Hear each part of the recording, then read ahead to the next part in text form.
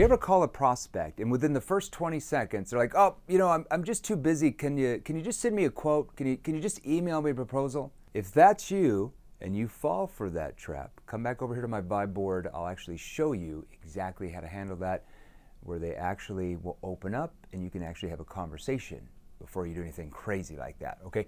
First of all, rule number one, if a prospect that you call says in the first 20 seconds, "Hey, I'm just too busy.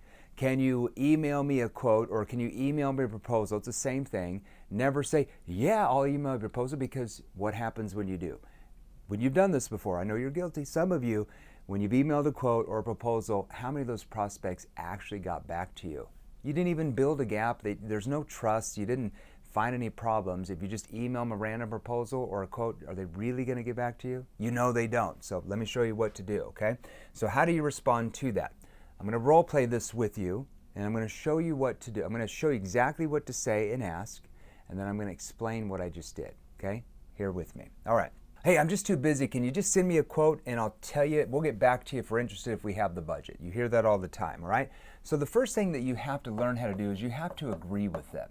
If you start arguing with them, if you throw out a rebuttal like, "Well, I don't even know if we can help you. I need to find out some questions first," most of your prospects will just click, hang up the phone, or they're like, I don't know if I'm interested.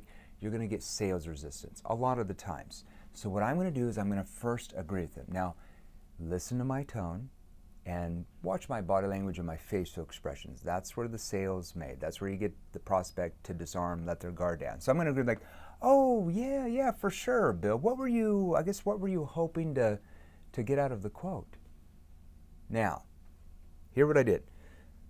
I'm going to agree with them. Now, what are these little dots? Those are called what we call verbal pauses. I'm going to write this in here small. You might not be seeing.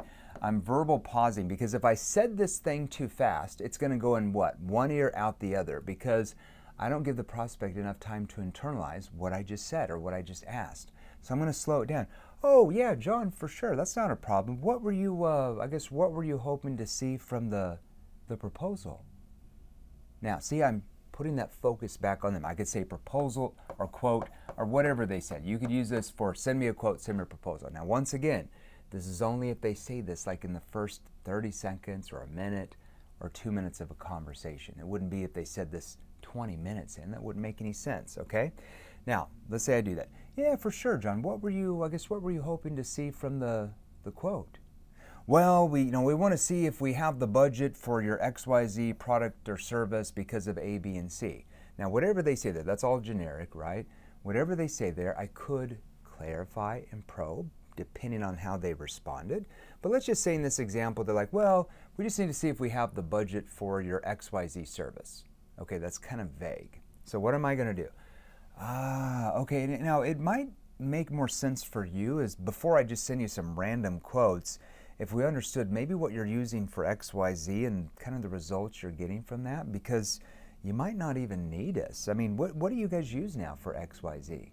Now, let me show you what I just did here again, and then I'm going to explain why I said at the end, because you might not even need us. Because you're like, "Jeremy, you can't say that. You've got to show them that they need you."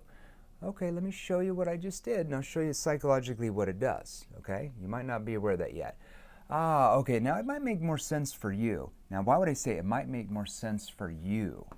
I'm talking to the prospect, right?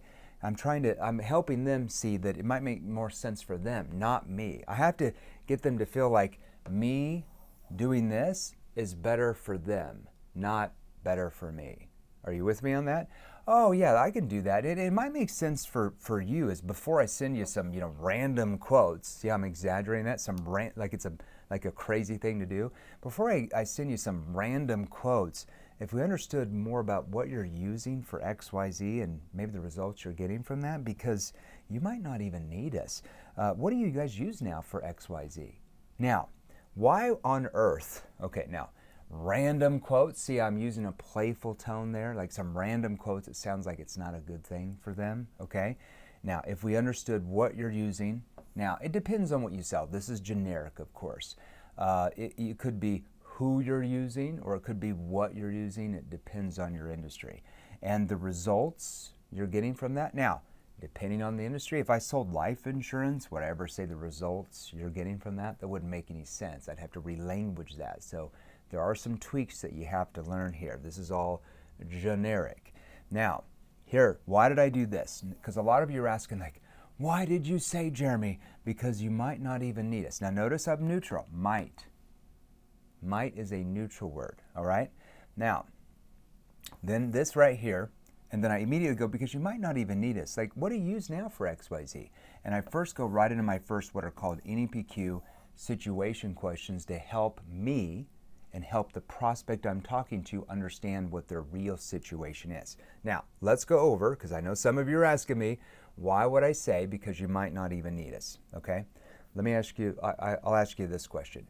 Do we know we can help the prospect? Yes, of course we know. You can help all these people. The problem that you're not maybe understanding is, do they know you can help them in the first 30 seconds to 2 minutes of a conversation? No, they don't know, okay? You have zero trust and probably zero credibility if they're asking that question to send a quote or proposal in the first couple minutes. You don't have any trust or credibility yet unless the best friend referred them to you, which you probably still don't have a lot of trust or credibility, okay? Now, what do I have to do? I need to build a gap from where they are to where they want to be to build that trust and credibility. Hard to do that in 30 seconds or 2 minutes of a conversation, okay? What is our first job? Is to get them to let their guard down. Now, how can I get them to let their guard down? By saying they might not even need us, because you might not even need us.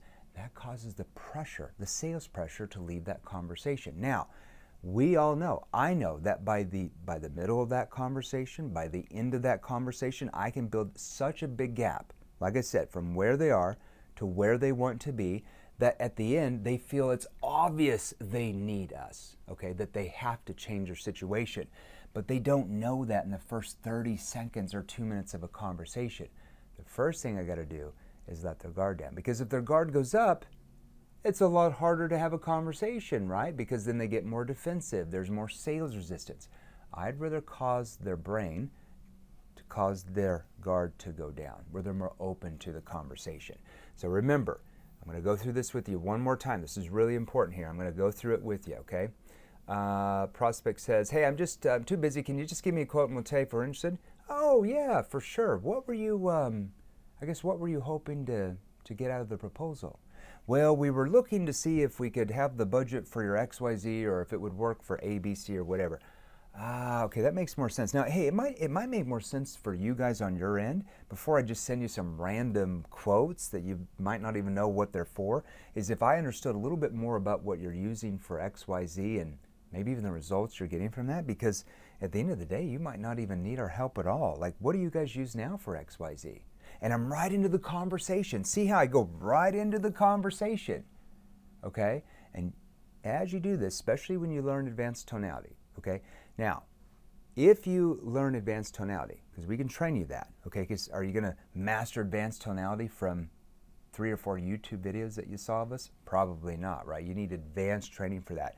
When you learn advanced tonality, okay, like our clients in our virtual training platforms, when you learn the tone, you're going to notice your prospect just forgets even saying this up here. Because typically the reason why they say when you call, I'm just too busy, can you just send me your proposal, is typically your tonality is coming across like you're just a salesperson trying to sell them something. You talk too fast, your tone is too high-pitched, you're too excited. I don't mean be boring, but you want to come across as more of an expert. You want to trigger curiosity.